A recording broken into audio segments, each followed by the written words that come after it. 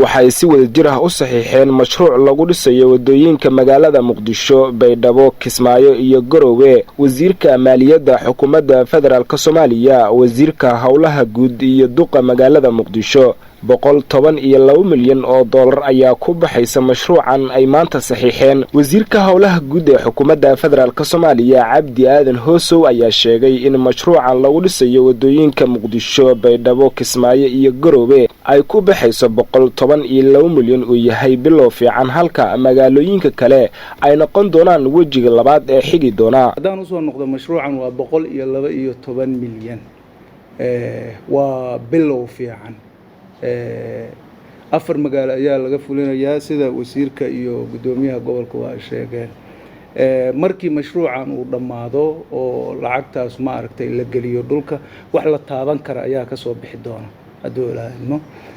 magaalooyinka kale dhiman, steedyada kale dhiman, iyaguna ma aragtay waa qaybta labaad ay noqonayaan. saxiixan maanta hadda inta ka dhacay aad u jeedaan inta kaliya kuma ekaan doono. steedyada kalena wasiiradooda ma aragtay maaliyadda ayaa iyaguna soo saxiixaya, dokumentiyadooda waa kuwana waa loo geyn doonaa.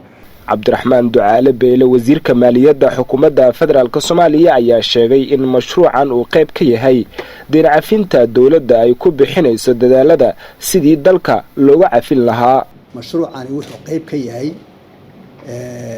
mashaariicdii in la soo furo loo baahnaa ee deyn cafiska uu qayb ka yahay. wadadii dheereed aan soo marnay heshiiskii la gaadhay sanadkii in soo dhaafay ayuu qayb ka yahay. waxana weeyaan waxyaalaha manaafacaadka ayaan ka helaynay deyn cafista. haddaan deynta leenaga cafin lahayn ama aynaan wadadeeda si wanaagsan ugu taagnaan lahayn, lacagaan inamay soo galeen oo waxay ka imanayaan qaybta deeqaha oo u furan keliya dadka aan lagu lahayn deynta.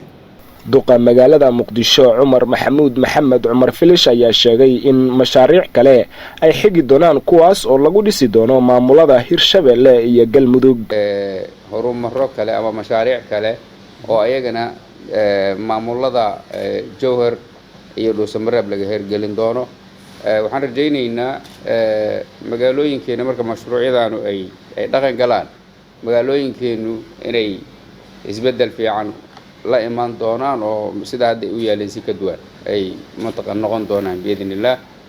sida uu sheegay wasiirku, heshiiskan waa heshiis lagu dhisayo magaalooyinka, lagu dhisayo wadooyinka iyo sewage-ka iyo meelaha kale oo jid xaafadeedka ah. Mukhtaar Cabdi Aadan, raadiyaha iyo telefishinka SBC, magaalada caasimadda ah ee Muqdisho.